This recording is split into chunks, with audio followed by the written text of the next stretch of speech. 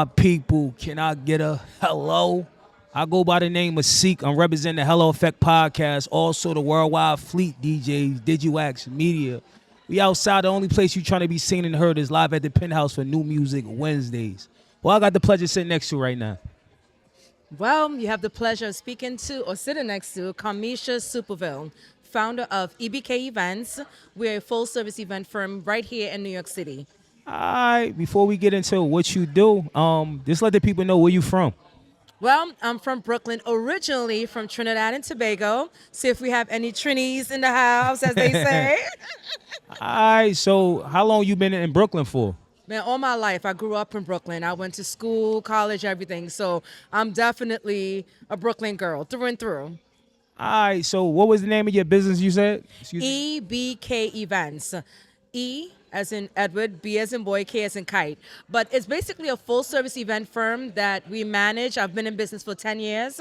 It's crazy. Yeah, crazy. That's what's up. And so, yeah, we just manage, we produce events. We basically curate different programming around the city that are mission-focused. Right now, we are working on a special event that we are bringing to New York City. It's called Ascend. It's going to be crazy. You have to be there. Oh, yeah. Yeah. Got to be in the room. Yeah, I got to be in the building. All right, so what's the letters? Like, if you don't EB, you say EBK? Yes. What that stand for? Oh, man, it's so corny, though. It's Nah, like Enchanted by Karmisha. Nah, that's not corny. That's unique. You know what I mean? Nobody have that. So that's your identity. So congratulations. So Thank you. Appreciate it. So you say you've been in business for 10 years. 10 years. So what made you want to start that particular business? How did you get involved in stuff like that? So in the events world, like when I started, like back in 2015, it really was about filling a void. Okay. Especially in my community. I'm a Brooklyn girl, as I mentioned. Yeah. And so at that time, it was all about how do we integrate and help the community? How do we amplify the voices? So, like, with a lot of the Black Lives Matter and all that stuff that's new. Yeah. That has always been in my DNA. I've always been a community builder and creating spaces to really amplify Black lives, but amplify us in a way that we talk about Black excellence. Mm-hmm.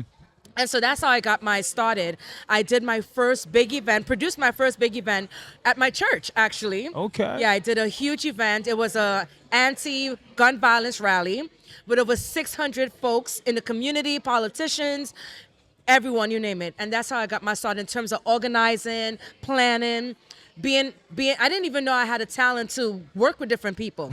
So yeah, that's kind of how I got started. So what made you want to get back to the community? You know what I mean? Because I feel like it takes a certain kind of special person to want to get back to the community, because we all got our own life to live. I don't know if you have any children. I don't know if you married, things like that, but you still have to focus on you. So for you to want to focus on everybody else, this drop a little knowledge on that. Man, that's deep. But that is so deep. Sometimes I try to think about it as well. Like, why am I still doing this? But I remember one of my mentors, she said that if not you, Karmisha, who?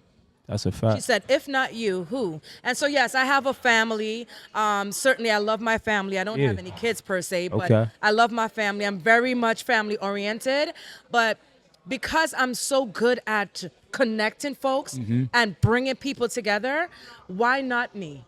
Really, why can I make a difference? So many successful people in our community, as soon as they get to the bag, they dip, they leave. That's a fact. Yeah, and so we are not creating legacy. We are not looking out for the next generation. So a lot of the work I do, it's really about creating that legacy, so. All right, so how has that 10-year journey been, though? Because it's a roller coaster ride and things that we do in our life. So if you don't mind speaking on that. Man, 10 years is crazy. Like, sometimes I can't even believe, because, I look like 5. So nah, that's a fact. 5 years old. Yeah. But, I always say this about the journey. The journey is great because I get to meet so many incredible people.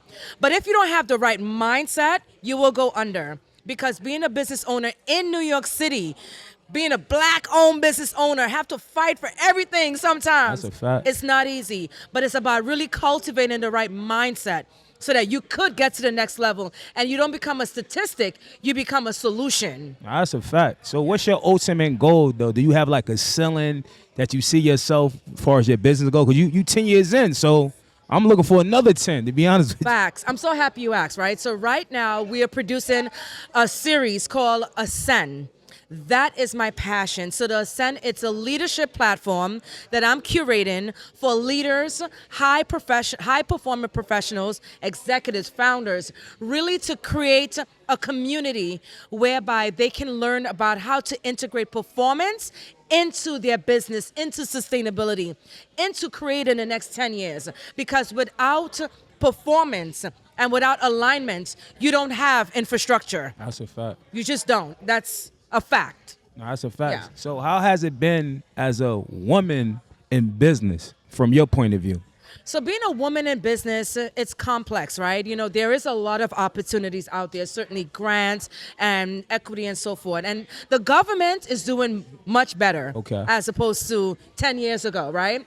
However, I was talking to an entrepreneur today, and he said something that really stood out to me. He said, if you don't know how to play the game in New York, let's just talk about where we're from. Yeah. If you don't know how to play it, you lose. And so it's an interesting game when it comes to accessing capital, all right, accessing opportunities. If you're not in the right room, it's just not happening. And I had to learn that the hard way. I had to learn that out the mud, like literally, you know? So now I'm more strategic with my coordination. I'm now strategic with my moves. So I've learned that it's all about being in the right room. And that's the reason why we're producing the Ascend Leadership Forum. It's about bringing leaders together to create that right room. So many times we complain about problems and lack of access and equity, but what are we doing to change the narrative? I ain't complaining no more. April 18, we have the Ascend Leadership right here in New York City. If you're serious about building, you need to be in the room. Definitely tap in. All right, before we get up out of here, can you just drop a few words of encouragement to the youth that's trying to do anything, you know what I mean? Because it takes a lot of, you know what I mean, practicing. It takes a lot of being focused, you know what I mean? It's a lot of distraction. So if you don't mind dropping. Yes, my niece always asks me, so how do you stay so poised? And here's the thing. If you're out there, if you're a young person aspiring to be whatever, right?